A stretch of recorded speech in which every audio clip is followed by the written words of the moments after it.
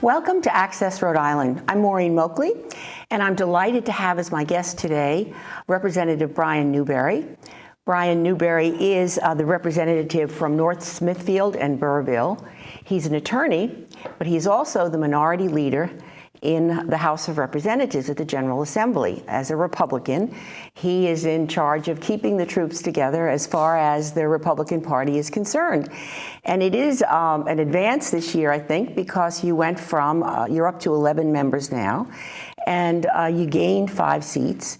So what do you attribute that to, and how do you think it's going to change the dynamic in the General Assembly?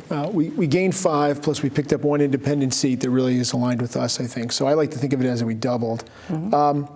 You know, it was a successful election for us. Obviously, we need to build on that. We need not to regress 2 years from now, which has been the habit the last couple presidential elections. What do I attribute it to? I attribute it to good candidates running good campaigns. At the end of the day in Rhode Island, Democrats have the advantage in literally every district. That's just the demographic reality. But in a good chunk of the state, a good Republican candidate who runs a good campaign with proper backing and fundraising can win. And that's what we saw this year. So, building on that, one of the things I'm hopeful for, I'm not necessarily a Republican, but I do think we need a two-party system. So what do you think about the master lever? How is that going to affect the next election? Well, I think it'll have an effect on the presidential elections. I think that in the presidential elections, and I've seen this firsthand, you get a lot of voters that come out and they just vote for president. I think a lot of them tend to pull the lever, and you can see in the statistics. The off-year elections, I don't think its loss will have a big impact, although we won't find out for 4 more years. It'll be helpful. I've never blamed the master lever for Republicans not doing well in Rhode Island. I always thought it was a cop-out. I think it made the difference once in a while in a marginal race, but not overall. But it will make a little bit of a difference, do you think, in races if you get good candidates out there, and it is a presidential year? Yeah, and a very close race. And also, frankly, there are candidates, and I don't agree with them, but there are candidates who have actually declined to run because they were a little fearful there was no point in running with the master lever. And I think that it'll encourage more people maybe to run for office, so that'll help too. And that's a good thing. Yeah. All right. So we have a new session coming up in January. What are some of your priorities? You are the Republican leader in the House. What are some issues and ideas and programs that you want to promote? Well, I sound like a broken record every time I come on this show or any of the other talk shows or go on the radio and talk about this. I mean, Rhode Island's been in economic stagnation for a long time. I know things seem to have turned around a little bit, but that's because the nation's turned around a little bit. We still lag behind. And I still maintain the problem in this state is that we don't have a good climate for business. And if we don't have a good climate for business, you don't have jobs. If you don't have jobs, everything else becomes a problem. Well, you've made some changes. And so what do you think has been done? And just let's look at that business model. And what else do you think needs to be done, given that we don't have a lot of money? And how do you get this ball rolling? Well, you know, it's interesting you bring that up because as a Republican in this state, and I'm speaking more to the Republicans watching this show. It's very, very frustrating at times because you go in there and you say, gee, we got to change all these things. Let's just do it. This state can turn itself around, but government is not designed to move quickly, which is usually a good thing. Usually prevents bad things from happening, not always. Mm-hmm. As I always say, the state budget, for example, is $8.3 billion. Mm-hmm. Now, a lot of that's federal money, but still our tax money. And the reason we pay such high taxes is because we spend so much at the state level. But you can't just cut the budget in 1 year by $1 billion. It's literally not possible. Mm-hmm. It's been ratcheted up over the years. You need to ratchet it back down. And, you know, one of the things that I've maintained, this is one of the issues that tends to separate the Democrats from Republicans in the state. A big chunk of our money, a huge chunk, goes to social services spending. Mm-hmm. And we need to cut it back. And you know what? That's going to cause some pain when we do it, but it has to be done. That was an issue that should have been done years ago. It's an issue that might have started, well, some people would say it has started, but it's an issue that might have started more in earnest 6, 8 years ago, except for the stimulus program, the federal stimulus when Obama came into office. But when the money runs out, that's the biggest chunk of the budget. So logic says that's where you got to start cutting. Well, wait a minute. But the thing is, what you're talking about, are you talking about cutting social spending? You're not talking about cutting taxes. Leave the taxes the way they are and cut social spending. How's the trade-off there? Well, I would like to cut taxes. However, I'd rather start with cutting the spending because, you know, it's not, as Steve Costantino, the former House Finance Chairman, once said to me when I first got elected, he's right. The budget is like this big amorphous thing. If you put your finger in here, it comes out over here. Mm-hmm. And the trick is to figure out how to make these changes without blowing it out over here. Mm-hmm. The problem in this state is we've seen to have this habit of we try to just balance the budget every year, and we find $1 million here and $500,000 there. We need to have a much more long-term plan. We have to say, what is it that's driving the budget up year after year after year? And it is going up year after year. It is the social services spending. We have to stop that, put that in arrest, essentially. Give me some specifics. I mean, what are we doing in social services, given the traditions in this state? I mean, we are sort of a progressive state. Where do you see being able to go along and say, okay, we're going to cut this program or that program? Give me some specifics. I can't come in here right now, and I'm not trying to evade the question. I can't come in here with in fact, I think you've asked me the same question, because it sounds like a broken record at times. I had this conversation with you once before. I can't come in here with a list of programs. A lot of the problem is that we may have a program where we spend $50 million. We can't just say, let's cut it to $40 million, because if we do that, we end up triggering some federal mandate or regulation. It's not that simple. All I can tell you is that it's about half, roughly, I don't want to get PolitiFact on this. It's about half the state budget. It's where the money goes. And so that's where the cuts have to come. And frankly, as a state, we need to do that, because if we're out of step, which we are with the states around us, we're going to start attracting people to those programs. We do it. I live right outside Woonsocket. All I got to do is drive through Woonsocket on a daily basis. It seems like half the population's on government assistance. That's not a recipe for a stable, healthy society. Doesn't mean we throw people out in the street, but you cannot just give money away to people. It doesn't contribute. It doesn't make society better. It doesn't make the business community better. It doesn't make jobs. It doesn't create jobs for people, and it leads to a downward spiral in the state. But one other thing I wanted to ask related to that, most people are sympathetic. I think you might have some pushback in terms of cutting social spending per se, but lots of people are sympathetic with the idea of fraud and abuse. And there have been claims, particularly that was made in the gubernatorial race, that we're wasting a lot of money. And I think there is a place where everybody could get on board. I mean, that gets people crazy when you think about people gaming the system. What's your take on that? You know what the analogy to that, to me, is sort of to the pension issue. Remember the pension issue a few years ago?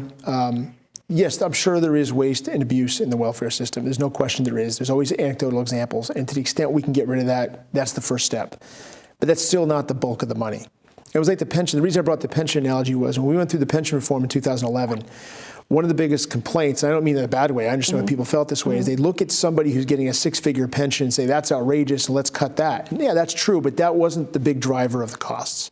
The reality is that the biggest costs in the state for pensions come to the smaller ones, because there's more of them. And the biggest cost in the social welfare spending system in the state is not the fraud and abuse. Yes, we could squeeze it out better. Yes, absolutely. But you still got to make some cuts, and those are painful cuts. And by the way, as soon as you suggest, if I say in the abstract, most people that I know say, that's a good idea, except for the progressive Democrats who serve on the other side of the chamber.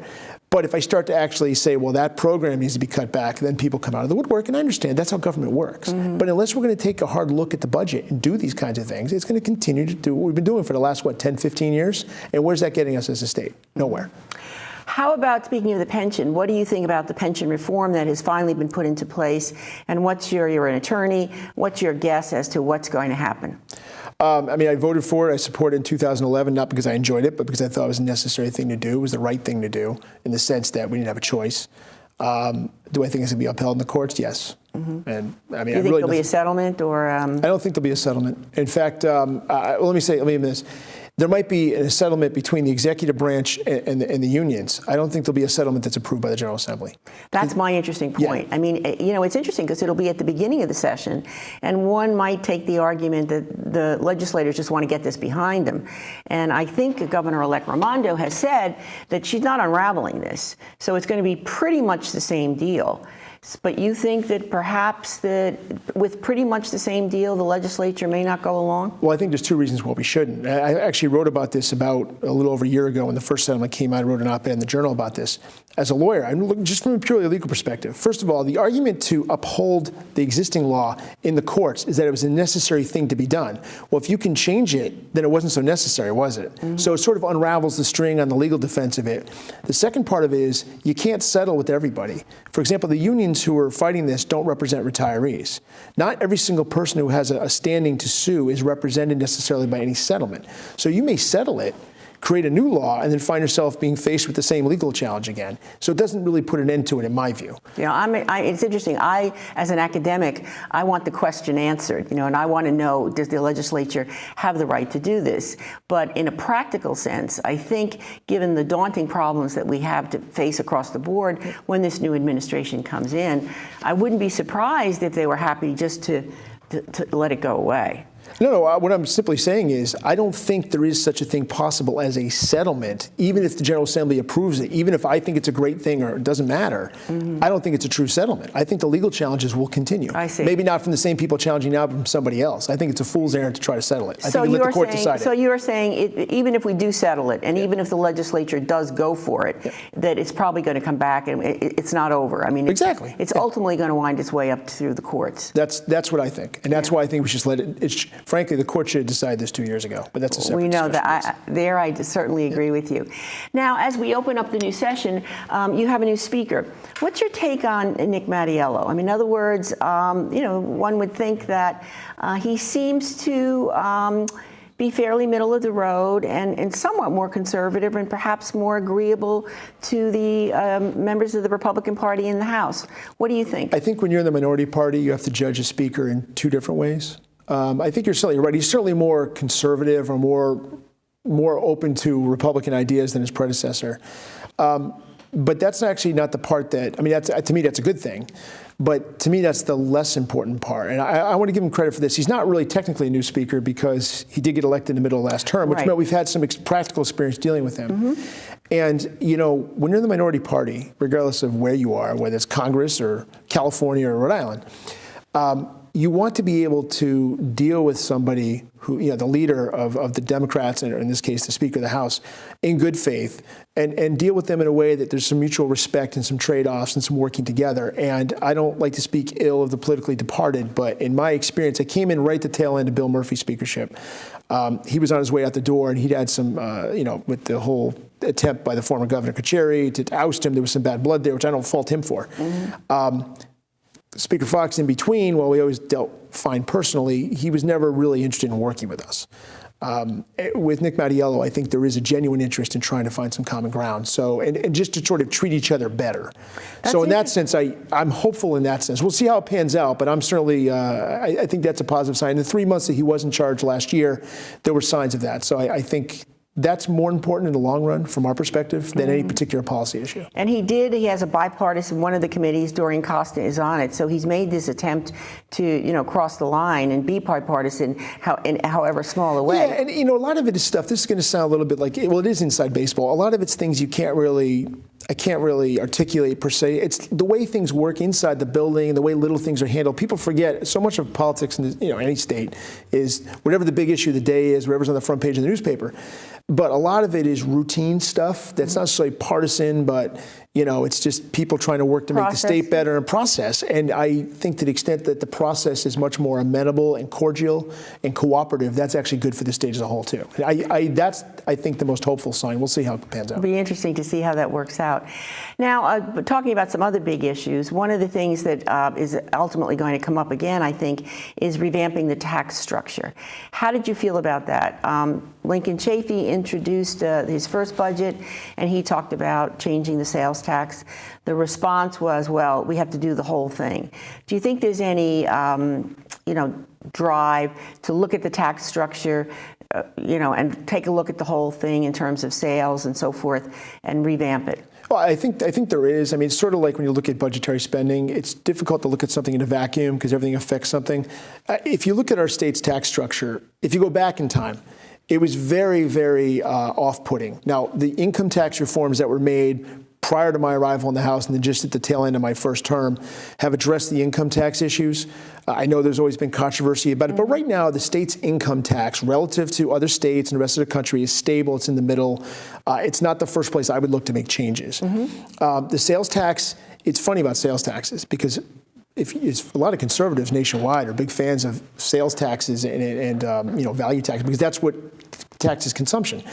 But Rhode Island's a little bit unique. if we have a sales tax that's out of whack with our surrounding states, we lose business all the time. I mean, we all live on border communities to some sense, but I really do live up on the Massachusetts border. My office is out of state. I drive into Massachusetts almost every day. It's very easy for me to get gas out of state or buy things out of state if I'm trying to avoid the sales tax or pay a lower tax. So I've always said we have to at least, I'd love to get rid of the sales tax, frankly, but realistically, it's a difficult thing to do. Maybe you could do it over the course of time. But you need to look at that. You need to get us below our neighbors on that score. The biggest tax problem in Rhode Island, in my view, though, is the property tax. This is something where, frankly, people of all different political persuasions agree on the problem. They differ on the solution. But property taxes are killing us. So they're killing businesses. What's your solution to property tax? Well, you know, if you wanted to speak globally, one of the problems with tax systems, I'd love to be able to just scrap it all and start from scratch. What would I do then? I'd get rid of the property tax.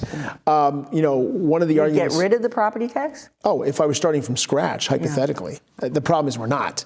It's ingrained in the system. So what do you do in that? You know, back in the Kucheri-Murphy years, one of their theories was to cut state aid, figuring the towns and cities would then cut their spending and keep their taxes under control. And also at the same time, 3050 got enacted. It didn't really work out that way. What would I like to see done? I'd like to see, frankly, I'd actually like to see the state take more of a stand in funding education. I mean, that's a big part of the driver. I know every town's a little different. My town, North Smithfield, about roughly 80% of our town budget is to the school district. So the more money we were able to get from the state to help fund that, we could keep our property taxes lower. It's sort of like the auto excise tax, right? Which is another tax I'd love to get rid of. I mean, that's so you it's a property tax. You would approve of, you know, getting rid of the car tax. Oh, absolutely. I hate the car. Everybody hates the car tax. And that would be number one. Yeah. And number two would be, the problem is the theory is that when you give cities and towns more money for education, the budgets don't go down, they just spend it in other ways. No, that's exactly right. How do you address that issue? Well, one of the things, the question would be, where would you get the money from? That gets into what you do with the state budget as a whole. I would love to cut, as I talked earlier, other portions of the state budget, reduce our tax burden at the state level somewhat, but also take some of that money and reduce the cities and towns tax burden. Now, the way the car tax worked, if you remember this originally, the original cut was they gave money to the towns and cities as a carrot to get them to cut the car tax. You could do something like that with the property tax. You could say, we're going to give you an additional boost in educational funding for your school system, but you have to agree not to raise property taxes above a certain percentage for the next 3 years or something like that. That's how you do it. We already have in place caps on property taxes in the sense that you can't escalate them too much over a period of a year or two. Right, but they're so high already. I mean, maybe instead of saying you can't raise it over a certain percentage, say you have to freeze it for 5 years. Do a 5-year freeze on your property taxes in exchange the state will fund more of your education system. Something like that. I mean, I'm talking in generics. No, but that sounds like a theory that you might be able to work around. Do you think there's any? I mean, my sense is when you talk to political leaders, I think there's a real sense now that from kindergarten all the way up through higher education, we have to put more money into education. And so the question is going to be where do we get the money from and how do we do it? And that might be a route to go. Yeah, but also I want to be clear when I say I think we need to do a better job of funding our education system. There's a lot of money, I think, wasted in our education system. And you talk to people who teach, they'll tell you where the money, where they think, not that everyone's right or wrong, but there's an awful lot of administrative costs and a lot less teaching educational costs. I'm sure it's true at URI too. Right. In fact, one of the things that drives me about college is a whole different, related topic about college spending all across the country. And as we were talking earlier, my daughter's headed off to college next year, so I'm very attuned to this. Very sensitive to this, yes. I can't believe the overhead costs at universities versus the teaching costs. Colleges are supposed to be places people go to get an education, get taught. They're not supposed to have this office, that office. I mean, it's out of control. As someone who's in higher education and as an educator who does the teaching, I've come to appreciate the fact that, particularly on college campuses, there's a huge spectrum of things we have to do for young people. And I was sort of in your, I was sort of. Do you have to do them? 50 years ago, did colleges do those things you're talking about? Right. They did by choice. But I think our expectation is that if you really are going to educate people, that you have to take a bigger look at it. It's like a maturing process. It's not just exactly what they're learning in the classroom. And I'm the one that does the learning in the classroom, but let me put it this way. 5 years ago, I would have said to you, I'm right there with you, the administrative costs are too high, and they still may be. But I have come to appreciate dealing with some of these younger people. They need a lot of help across the board in a lot of ways. And that's a burden that goes to the administration. Right, but why is that? I mean, for example, I always say I learned more out of the classroom in 4 years of college in Philadelphia I did in the classroom. That's not a knock on the education, just that's the real world. But at the same time, you can't have colleges be kids' parents. I mean, when people came back from World War II, they might have been a little bit older, but when they entered college after being in the military, they didn't need, they were grown-ups. 18-year-old kids are grown-ups. 18-year-old kids shouldn't be treated like children. 18-year-old, if you've taught 18-year-old kids lately, I want to tell you. Yeah, but what does that say about our society then? Well, yeah, but there are some issues there. Yeah. But that's a conversation for another time. I'd love to have it with you. But in any case, all right, what about some of the other big issues? What do you think we ought to do about the real mess we're getting ourselves into when it comes to gambling revenue? And how do you see us, breaking out of that box while we're going to be losing a tremendous amount of money? And how are we going to compensate for that? It's not a question you can look at in isolation, in a vacuum. I mean, we passed the Twin River and the Newport bills back in 2012. I remember sitting in the Finance Committee, we got the data. Projections are projections, but they said, look, here's what Massachusetts is looking to do. And there was like 3 different scenarios. If this happens, we project we're going to lose X dollars in revenue. This is why we need to have the table games and all that. And it is what it is. Twin River's there, Newport Grand's there. We get a certain amount of revenue from it. That revenue is going to decline. It's not going to disappear, at least not Twin River. I don't know about Newport, but it's not going to disappear, but it's going to decline. And we just have to adjust for that in our budgeting no differently than any other source of revenue. The fact that we rely so much on gambling revenue is almost an historical accident, but again, it is what it is. We just have to budget appropriately. But it's interesting to me because obviously we have this issue or this constitutional mandate that the voters have to approve gambling, and it's curious to me that Massachusetts is starting. So it's not that revenues are going to go down. I'm thinking they're going to plummet. I mean, I think we're going to lose a lot of money.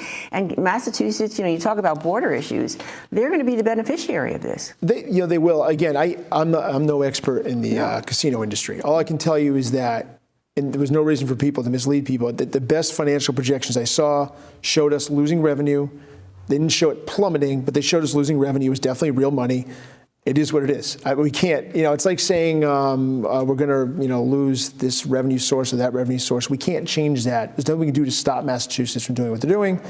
Frankly, I hope they stop in their tracks, but I can't control that, so we just have to deal with it. What about legislation that asks the voters if you want more venues, different venues?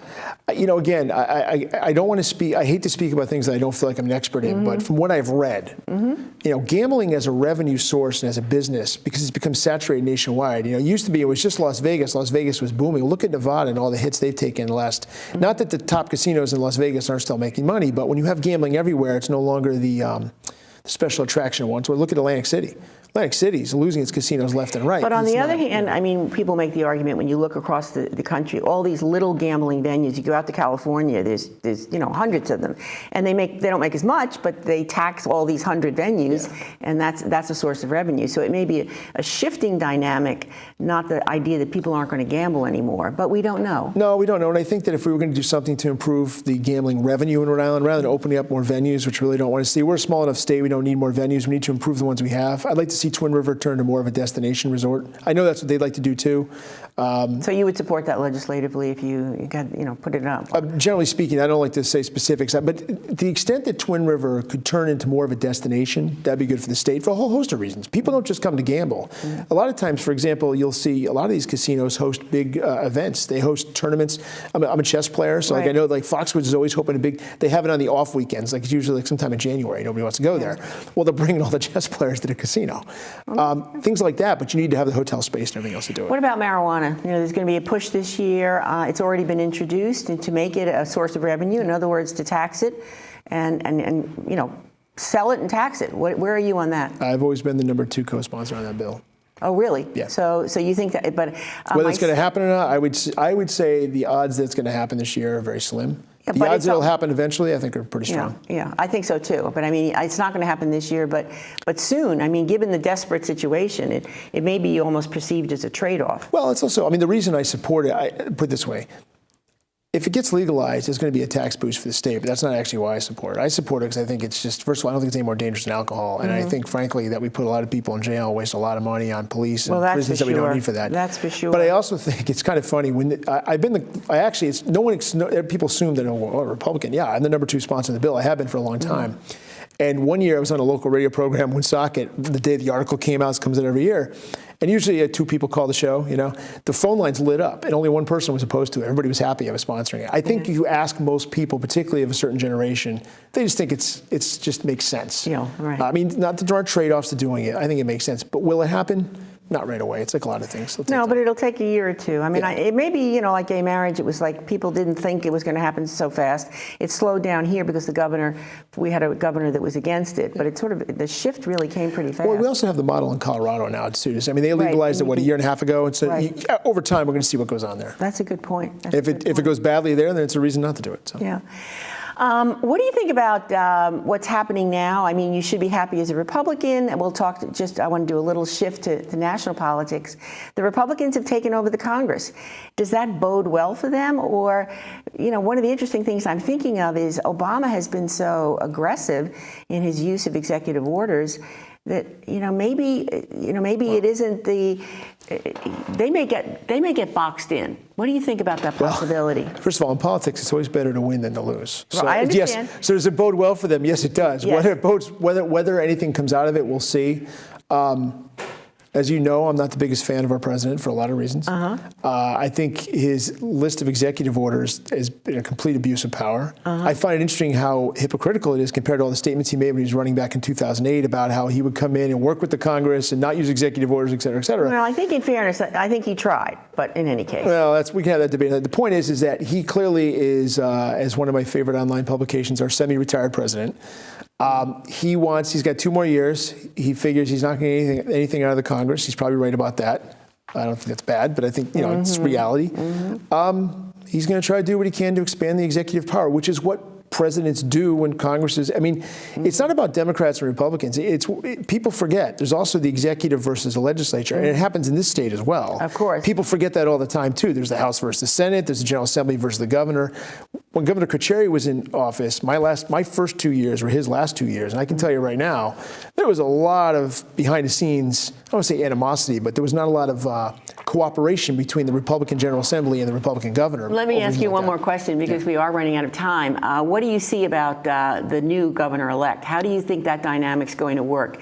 How do you expect her working style to be with the Assembly? Real quickly, I don't know. I've met her a few times. I met her during the pension thing. She's obviously very intelligent. I think she clearly has higher aspirations, so I think she wants to be successful. Any governor wants to be successful, but she has an extra motivation to be successful. And frankly, if she spends 4 or 8 years in office and helps turn around the state's economy, she'll be successful. So if she focuses on that and makes the right decisions and works with us, she'll be successful. If she doesn't, or if she goes astray like her predecessor, which I don't think she will, down these rabbit holes, she won't. But do you think, what's your take now? You're optimistic? You're waiting and see? She can't possibly not be an improvement over her predecessor. Governor Fung would have been a bigger improvement, but it didn't happen. Either one is an improvement over the last governor. And what do you think about the Republican Party in the next 2 years? In the state? In the state. We need to focus on the General Assembly races. We don't have to worry. We can't worry about the presidential election. That's going to take care of itself. I assume that the Democratic nominee will probably win Rhode Island. We need to focus on General Assembly. All power in Rhode Island runs through the General Assembly. I've said that for years. If you want to change the state, don't run for town council or school committee, run for the General Assembly. Do you think there's given this boost that you've gotten, do you think there's any hope that you'll get more candidates so that in this next year, you'll be more successful? I certainly hope so. We'll see. We have to get good candidates, not just candidates. Sometimes people run for office and they embarrass you. Okay. Well, I have to break it off here, and I have to say, well, you've certainly been a credit to the GOP. I wish you well in this new session. They're lucky to have a minority leader like yourself, and I hope we get to talk again soon. No, thank you. Thanks so much for coming in. Anytime.